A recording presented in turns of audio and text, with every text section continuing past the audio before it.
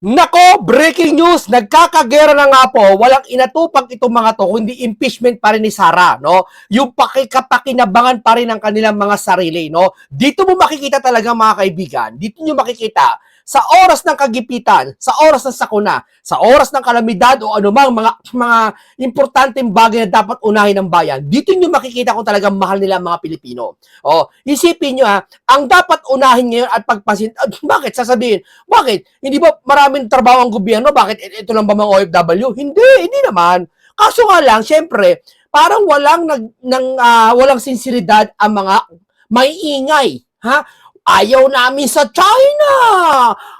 Pinoprotektahan namin ang WPS sa China. Samantalang yung mga OFW, wala ka mariring ganyan sa kanila, yung malasakit. Meron nagsasalita, walang sincere. Hindi yung meron na po tayong casualty, isa na po tayong isang Pinay na nasawi, ganyan-ganyan. Pero yung plano, wala siyang nilalatag. Parang China, Daldal silang daldal sa China, atin ang WPS, ganito gagawin natin. Pagpaliwanagin mo kung anong gagawin sa China, wala siya may paliwanag. Anong plano mo? Sabihin mo sa kay Kiko Matching Gorilang unggoy-unggoy. Sabi mo, anong plano mo, unggoy? Wala siyang plano. Pati mga pink labo, walang plano. Ganyan po yan. Sasabihin nila, atin ang WPS, atin ang Palco Pilipino, o itong OFW na dapat asikasuhin, ano inuuna nila. Di ba mga kababayan? Di ba? Okay, pakinggan natin itong isang, ano ba to, pangalan nito? No? Pakinggan natin to, si sabi nito.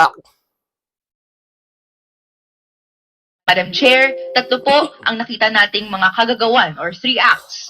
Now, to summarize just very briefly, number 1, inabuso ni VP Sara Duterte. Imagine sa gitna ng mga gera, kailangan ng OFW yung iba gusto talaga Sara impeach. Yung pa rin talaga. Oo, mahal nila taong bayan Tanong mo ba't nila i-impeach si Sara?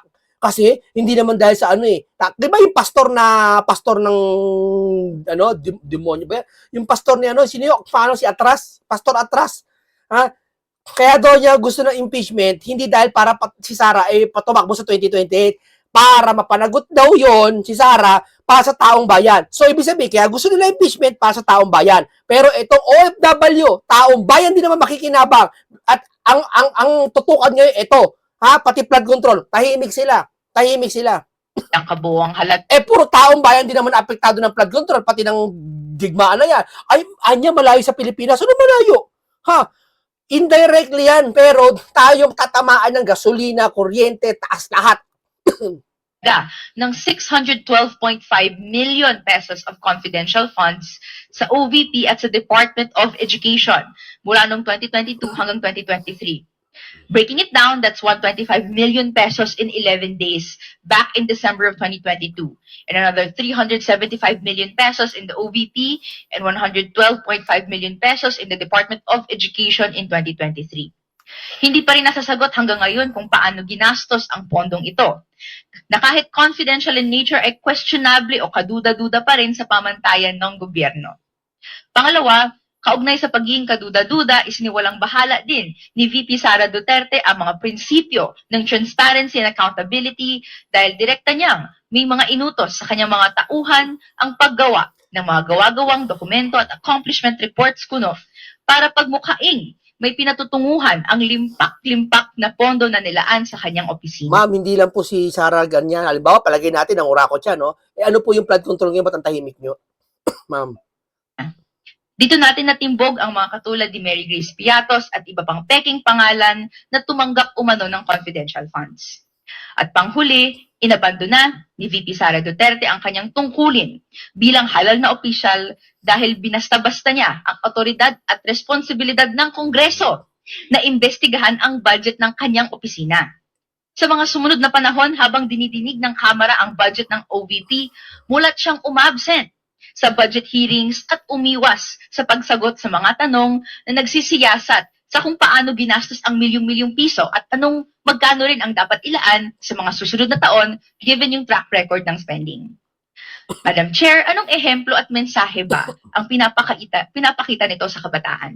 Ginamit mo pa kabataan. Ano pinapakita? Bakit? Itong administrasyong ito, wala ba na kurakot? Ano maganda pinapakita sa kabataan na hindi kayo tumutulong? Hindi yan, di ba? Ano ipinapakita natin sa kabataan na pinababaya, sige, palagay natin si Sarah ng lustay, no? Palagay natin. Siya lang ba ng lustay? Halimbawa, etong flood control na to, wala ba? Ano ba pinapakita natin sa kabataan? Etong flood control na to, wala rin ba? Wala rin? Ma'am, tanongin ko kayo, ma'am. Ito nangyayari ngayon digmaan, hindi na wala nang masisisi dito, pero yung pakita natin sa kanila yung mga OFW na nanay ng mga kabataan na sinasabi natin, malamang yung kabataan na sinasabi mo, kalamitan sa kanila, ang nanay nasa ibang bansa, OFW. Ma'am, ano po, ma'am? Sige nga, ma'am. Di ho ba?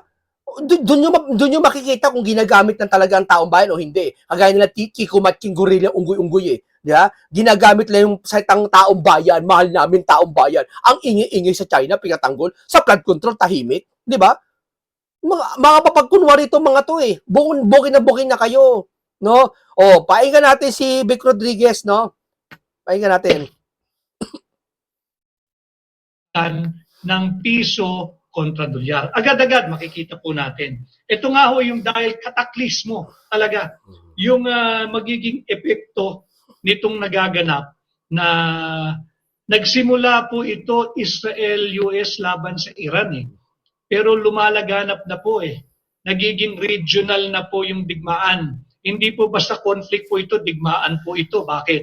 Patay po yung supreme leader ng Iran. Hindi po basta-basta namatay ang supreme leader ng Iran. Huwag natin mamaliitin. Huwag yung sabihin malayo sa Pilipinas yan. At sa international law, hindi mo basta pwedeng patayin ang leader ng isang bansa. Yan po ay tinatawag o kinokonsidera bilang act of war. Ngayon po, nangyari yan sa Iran, malinaw, gera. Nag-retaliate po yung Iran, nandyan na, binobomba yung Dubai, binobomba yung Abu Dhabi, tinamaan na ang Kuwait, ang Oman, at kung ano-ano pang mga bansa sa rehiyon dyan sa gitnang silangan. Kaya po hindi na po ito basta conflict lamang sa pagitan ng Israel at Iran, hindi po. Naging regional na at dahan-dahan po ay lumalabas na ng region. Dahil ilang oras pa lamang ang nakakalipas, nag-anunsyo na rin ang United Kingdom sa kanilang Prime Minister si Starmer na pinapayagan na nila na gamitin ng Estados Unidos ang mga base militar ng Estados Unidos sa United Kingdom basta't ito ay retaliatory or defensive strike. Kahit ano pa pong strike yan, the moment na ginamit na po yung base militar ng Estados Unidos, essentially, yung announcement na ginawa po ng Prime Minister ng United Kingdom, engaged na po, officially kasali na sila dyan sa conflict. Hindi na po between Israel and Iran lamang. Hindi na po ito regional. Bakit? Pati po ang UK o United Kingdom, nagpahayag na rin ng kanilang pag-ayon na gagamitin na rin ng base militar dyan sa UK ng Amerika upang maglunsad ng retaliatory or defensive strike, whatever that means. Hindi ho kasi na pagyera na ho, hindi mo na madetermina kung ano yung offensive o retaliatory. Ano yung offensiva, ano yung defensive. Halo-halo na po yung nangyayari ngayon. Oo. Kumbaga hindi natin alam kung lumabag na sa batas yung, kasi sa gera may batas yan may rules yan eh. Pero hindi natin alam kasi leader yun namatay eh. Supreme leader yun eh. Nagtaas niya ng pulang bandera, di ba, ang Iran? O ngayon, anong balak natin sa OFW? Wala tayong pakialam sa digmaan nilang Iran sa pagitan ng kung sino mang bansa. Kasi digmaan yun eh. Ang pakialam natin dito, yung OFW, anong plano nyo? Di ba? Wala kami na rin na plano eh. Nagmumonitor pa rin hanggang ngayon. Ano yan? Para sinasabi ni Auntie Claire, ang Pangulo, nagtatrabaho lang? Nagmamasid lang ba kagaya ng Pinklawan? Defensive. Basta't yan po ay nagsalpukan na, wala na po wala na pong guhit. Natawid na po yung guhit, yung nagbombahan na nung Sabado po ng umaga. Ano? So, ano po ang epekto nito sa Pilipinas? Catastrophic. Ano? Kataklismo. Bakit? Sapul po tayo dito, mga kababayan. Sapul po tayo dito. Ang mangyayari po nito, agad-agad, this will result in energy shock. No? Yung presyo ng kuryente, papalo po yan. Papalo po yan. Yung presyo ng langis, papalo po yan.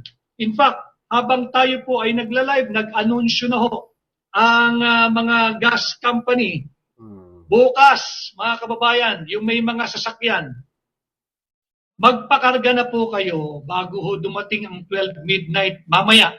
Magpakarga na po kayo, makakapag-save pa kayo. Ang gasolina ho ay aangat bukas ng 1 peso and 90 centavos per liter. Agad-agad po yung epekto, kaya kataklismo. Ano? Yung diesel, papalo po ito, madadagdagan po ito ng 1 peso and 20 centavos per liter. Ano? At yung kerosene, madadagdagan po ito ng 1 peso and 50 centavos per liter. Ang laki, 1 peso mahigit. Malaki po yun, lalo sa mga jeepney driver po, napakalaga po niyan. O magkano pa masahe ngayon? 13 yata minimum. O magiging 15 na ata yan, hindi ko alam. Lalo pag patuloy itong digmaan na to, wala tong matuloy man to o hindi, uminto man to, tataas pa rin ang presyo kasi naapektuhan eh. So agad-agad Yung travel, yung tourism, yung trade, yung langis, lahat. Yan eh. Tapos impeachment, sara ka? Ng teting ka? Namatayan tayo ng isang OFW? po yung naging epekto ng digmaan na nagaganap ngayon.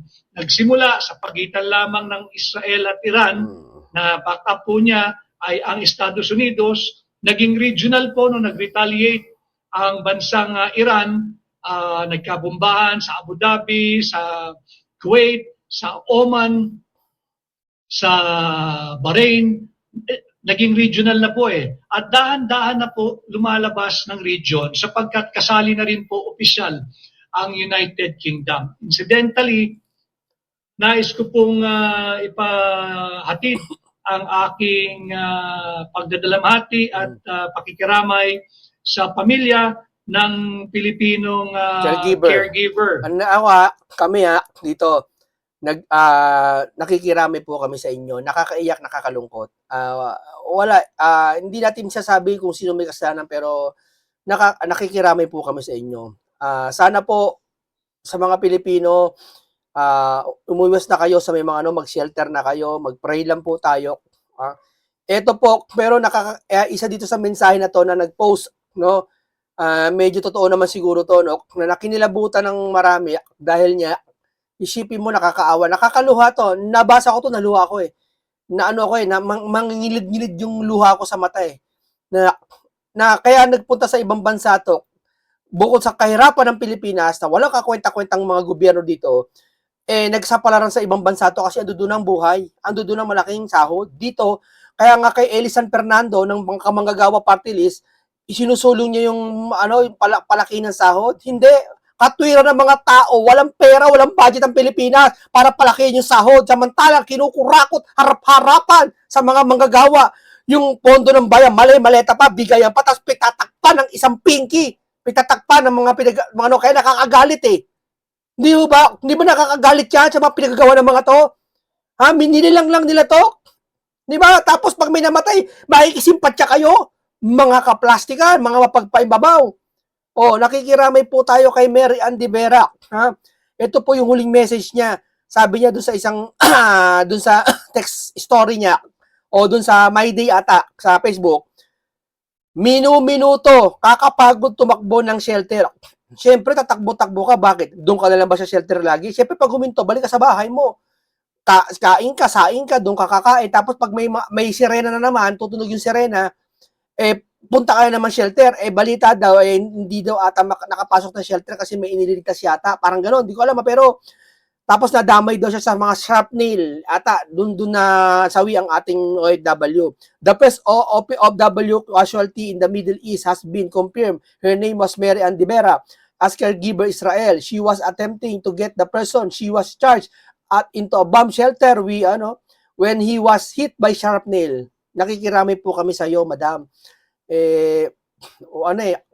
Sana iba pang Pilipino makinig po kayo sa otoridad para hindi na po maulit ito at i-pray po natin ang kalagayan natin sa bawat nasa kilalagyan natin. Nakakapag-iit ng ulo po mga kababayan, no? Hindi naman kasalanan nila namatay itong babae o may namatay. Ang hirap lang kasi itong flood control na to, doon maiisip lahat eh. Mahirap ang Pilipino, hindi mahirap ang Pilipinas, hindi mahirap ang Pilipino. Nagpapahirap lang ang mga gobyerno nakaupo. Tapos pa may mga nakaupo, pinagtatakpan yung mga ng rakot.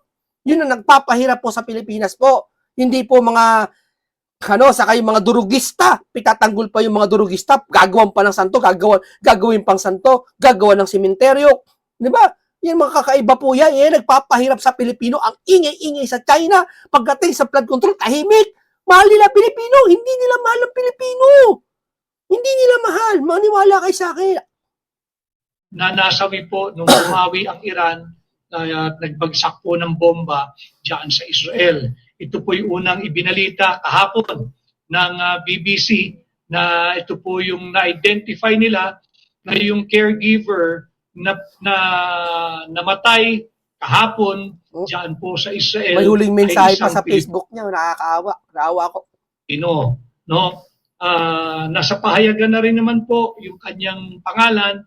Nakikiramay po ako, taos puso sa pamilya, sa naiwan at mga naulila ni Mary Ann Velasquez de Vera.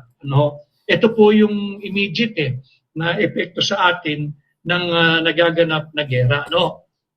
Ang immediate po rito, immediate energy and price shock. Yan na po yung fuel. Pumalo na po agad. Nag-anunsyo na po, ulitin ko mga kababayan, kung meron po kayong natitirang pandagdag ng inyong gasolina, marami pong salamat sa mahigit 2,000 live viewers natin on a Monday, after Monday ninyo. Kung meron po kayong konting na itatabi para po makatipid, sayang, malaki din po ito Tataas po ang presyo ng, kunin ko lang, si Ives or Ives Toralba Asis. Nag-price increase na din po dito sa Australia ang fuel. Kasi po tataas pati yung transportation cost. Pag sinaraman po yung mga linyang na kung saan nagkakaroon ng conflict, maghahanap po ng longer route yung ating mga barko. Pagka mas mahaba po yung rota nila, mas marami pong crudo ang kinakailangan nilang gamitin. Mas maraming crudo, mas maraming overhead, ipapasa po nila yan sa consumer. So, Ives Toralba Asis, maraming salamat sa information. Dito po sa Pilipinas, magkarga na po kayo bago kayo umuwi. Mamaya, pagkagaling po sa eskwela, trabaho, hanap buhay, meeting, kusan man, o yung mga may oras po ngayon, pakarga na po kayo, makaiwas sa mahabang linya. Ang gasolina ho ay tataas ng 1 peso and 90 centavos per liter. Nako, pati gas panluto, tataas lahat. Diesel po, 1 peso and 20 centavos per liter. At ang kerosene ay 1 peso and 50 centavos per liter. Ano po ang significance nitong mga presyong binanggit ko? Alam mo ninyo, simula ang pagbubukas ng bagong taon, 2026, ang tinaas na po ng produkto ng gas ay 4 pesos and 80 centavos. Ang diesel po, mahalaga po ang diesel kasi po ito po yung ginagamit ng mga ordinaryong tao. Tayo, trabaho, sinasakyan natin ang mga bus pampasada, yung mga jeepney, diesel po yan. Yung diesel po, simula na nagbukas ng taon, nagtaas na po ito ng 8 pesos and 20 centavos. Samantalang ang kerosene, nagtaas na po ito ng 6 pesos and 20 centavos. Yan po yung sinasabi nating immediate energy and price shocks. Pag nagtaas po ang mga presyong produkto ng petrolyong ito, kasunod na po dyan ang presyo ng kuryente.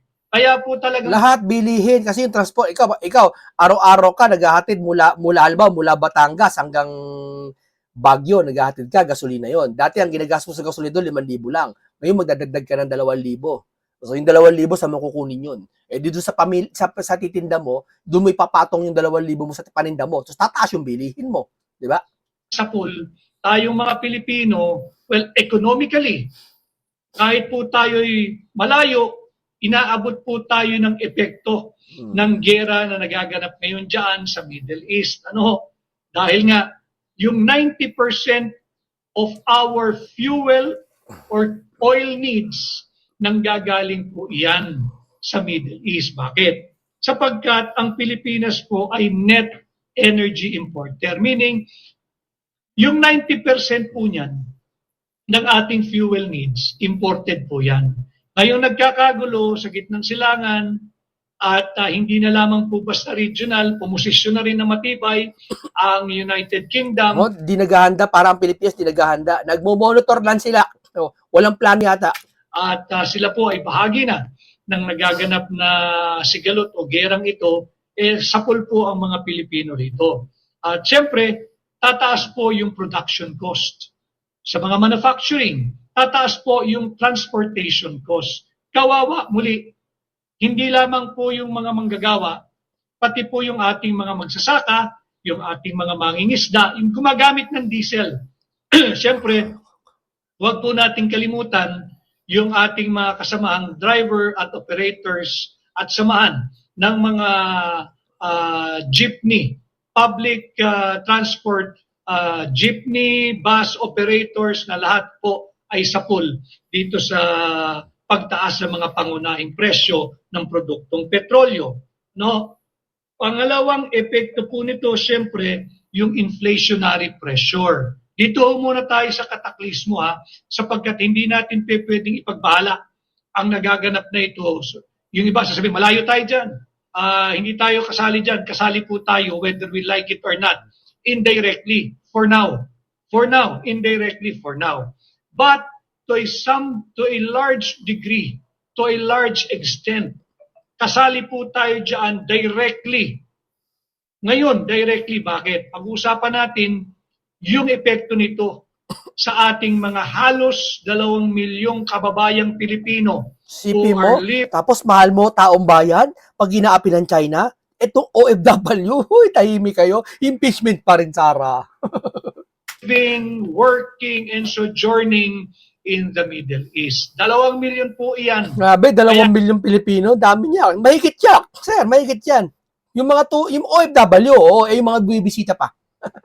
Kasali tayo. Milyon-milyon din yun eh. Yeah. Diyan. Pag-usapan din natin, ano na ang ginawa ng administrasyon ni Bongbong Marcos patungkol sa Nagmumoto, nagbabantay. pagsisiguro sa kapakanan at pagtingin sa kapakanan ng Duloy mo, nagbabantay, nagmumonitor pa. Yun ang sabi. ating mga mahal na overseas Filipino workers at iba pa nating mga kababayan, ulitin ko, living, working, or sojourning in the Middle East. Ano? Yung risk po sa ating mga OFW, tatandaan natin, nabanggit ko kanina, isang kumpirmado na isang Pilipina ang namatay, yung caregiver dyan po sa Israel. At alam mo ninyo, wala pong halaga ang buhay. Yung isa pong yan, one too many po yan eh. Hindi po tayo nagbibilang dahil sila'y bahagi lamang ng statistics, hindi ho. Bawat buhay ho talaga ng ating mga kababayan dapat pahalagahan. Dapat yan sa isang namatay, alerto na ang gobyerno natin eh. Parang wala eh. Parang lang Kayo, naramdaman nyo? Po dyan, Pero pag China, nagsalita sila, bongga kagad, bantay kagad yung WPS. Gumawa ng konti salita ang China, yun, bantay kagad nila. Bakit? Kasi marami simpatya 9% of our GDP ang contribution po ng remittances ng mga overseas Filipino workers. No? Ito po yung any disruption in their employment. Pag naputol po yung kanilang employment dahil hindi po ma-contain o hindi po mapigil ang higit pang paglala at paglawak ng gerang ito, marami po sa ating mga kababayan ang kanilang employment ay nanganganib. At marami naman din ho na kahit hindi nanganganib ang kanilang employment, pakiramdam nila at totoo naman, ang buhay nila ay nasa panganib, mas nanaisin pa ho ng marami sa ating kababayan na umuwi na lamang. Yan din natin mamaya pag-uusapan. Meron bang kahandaan ng immediate repatriation ang administrasyon ni Bongbong Marcos? Yan ang malaking tanong. Nagmo-monitor lang, sir. Na po itong gerang ito, pangatlong araw na po ito eh. Hindi ba? So ano na ang ginagawa nila? delikado po yung ating mga kababayan, yung ating mga overseas Filipino workers. Ano ho? Kaya po sana ay pagtuunan ito ng pansin ng administrasyon ni Bongbong Marcos. Subalit nakakalungkot, ngayong araw, alam ho ng ating mga kongresista, mamaya tatalakayin natin yung mali-malita, no? Alam na mga kongresista na kung hindi nila alam, hindi rin naman nakakagulat, na merong higit kumulang 2 milyong overseas Filipino workers or Filipinos. Again, OFW. living, working, sojourning in the Middle East. Lumalaki po itong conflagration na ito. Hindi na lamang po simpleng away sa pagitan ng Israel at Iran. Sumali na po ang Amerika, engaged na po ang United Kingdom at lumalawak na po, regional na po siya. Ano po ang nakatakda sa schedule o agenda ng House of Representatives ngayong araw?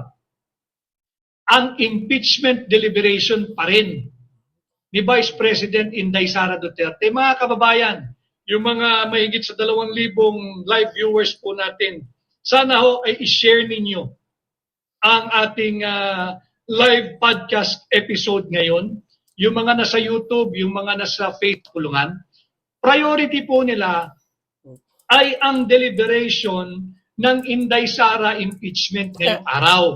Yan, Hindi po nila- yan, nakakagigil sa kanila. Ang ingay nila sa China, na tapos sa OFW, eto, natahimik sila. Tapos pagkalualuin mo soberanya ng Pilipinas labanan. O eto, pinadampot si Duterte, soberanya ba yun?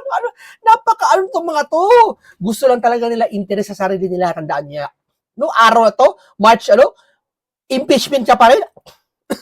Priority, ano ba yung maaari Hindi mo muna, isang tabi mo muna, para ma-repatriate yung mga Pilipinong nais nang lang umuwi at dito na lang makipag-sapalaran kesa po madali doon ng whether friendly or hostile fire diyan po sa gitnang silangan. Wala pong kahandaan eh. So, ito po yung dapat din nating pagtuunan ng pansin. Ano ang ginagawa ng administrasyon ni Bongbong Marcos? Nakatuon ba tayo? Whole of nation ba ang ating approach para masiguro yung kaligtasan at matiyak na nasa mabuti ang magiging kapakanan ng ating mga overseas Filipino workers? Lahat ng Pilipino who are living, working, sojourning in the Middle East. Paano?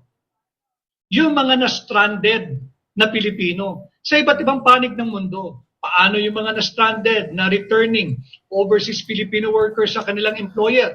Meron na bang binibigay na assistance, alalay, ayuda ang administrasyon ni Bongbong Marcos? Nakakailang araw na tayo. Canceled po ang karamihan kung hindi man lahat ng flights sa Middle East.